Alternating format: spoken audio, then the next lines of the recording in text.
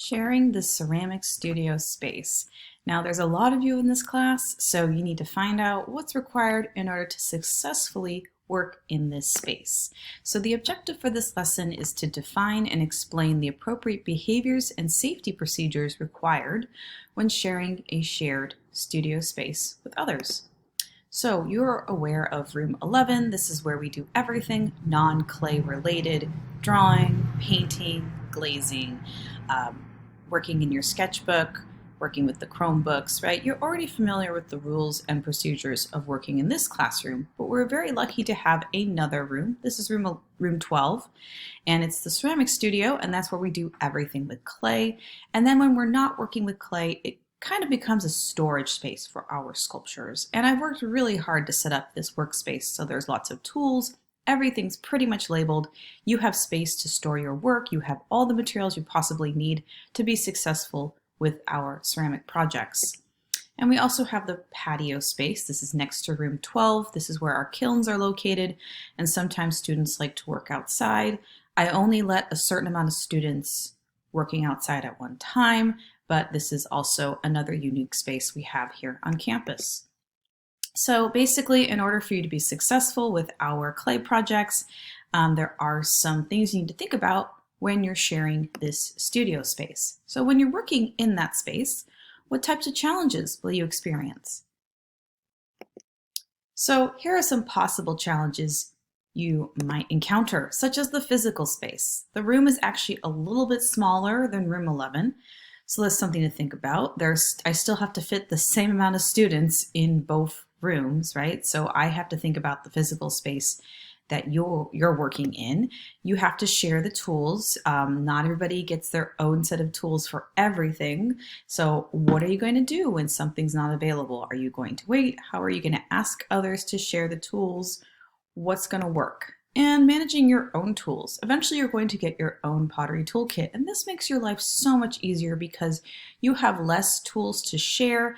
Also, you are responsible for your own set of tools. So you want to make sure they're clean and that you also take care of them and you store them safely in your shelf. Using my supplies and materials. So there are some materials that I have in the clay room that you get to use, but they're technically mine. So, right, I'm showing you how to use them properly, and I'm trusting that you're going to use them appropriately as well. Also, just remembering all these rules and procedures for doing things in the room, getting tools, cleaning up.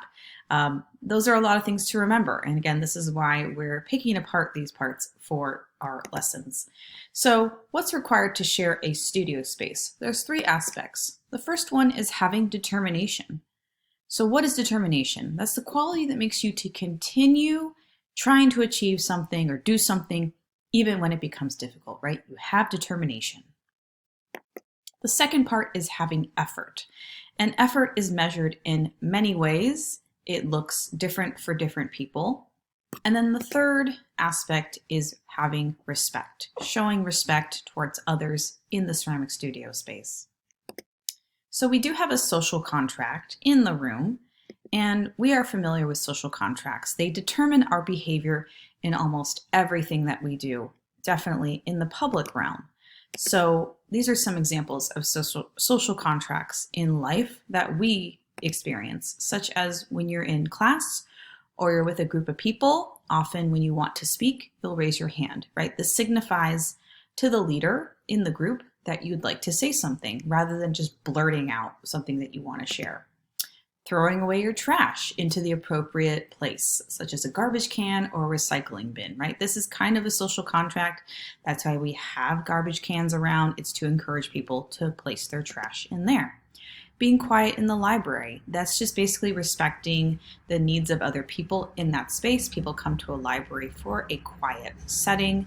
So part of the social contract is when you're in that space, you are going to be quiet. Paying for what you buy, right? When you go to a store and you want to take something from the store, you have to leave money in exchange, right? You can't just walk out with the item. You need to pay for what you're buying. Standing in line. Standing in line is a fact of life, and there are some social contracts with that. Another one is using the public restroom, right? Taking care of yourself, cleaning up after yourself, and washing your hands before you leave. So this is an agreement on the expected behaviors that we have in our ceramic studio. And I would say a successful social contract actually works well when the group becomes self-managing. And that's what I'm always trying to achieve with my 3D design classes. Can I walk away from the room for a minute and be able to trust everybody in there? When I return, has something happened, right? Or is everybody still just working on their projects as if Ms. J had never left the room, right? Can the group be self-managing? And so what happens when the social contract is not being followed? Well, we do have that hierarchy of consequences. It's the same consequences used in Room 11, such as giving you a verbal warning. I mean, it depends on what it is. I might have to separate you from the group, call home. I might have to give you a classroom cleanup job, possibly a referral. Again, it just depends on the misbehavior that's occurring. So these are the parts of our social contract. The first part is be flexible. So sometimes with our art projects, things don't go as expected, so be willing to accept alternative choices. Especially with clay, sometimes your project can break when you're still working on it. We run out of clay, your piece is just too wet to work on for that moment, right? So you have to become flexible. The second part of our contract is being observant. And this is something you're developing in all of your classes. Try to observe the class while we're working on a project. Like, what's going on? What's the noise level? What's the next step of the project? Are you behind?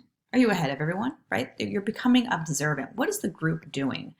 This helps you figure out deadlines, finding resources to help you out. And the fact of life is I can't hold your hand for every single step in our projects.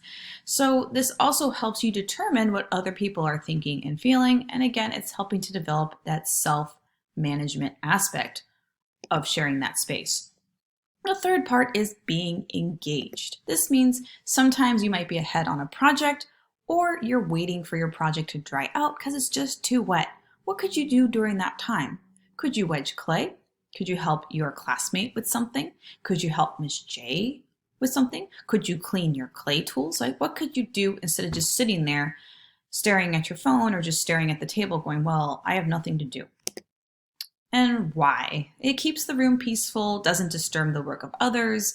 Really, it's think of others, right? Please think of others. And the fourth aspect of our social contract is being considerate. And why? Well, think of how others would like to be treated, right? We're sharing materials, we're not damaging another person's work. And why? Well, there are many students working in this room and we need to work together as a team. And this is especially important when it comes to cleanup.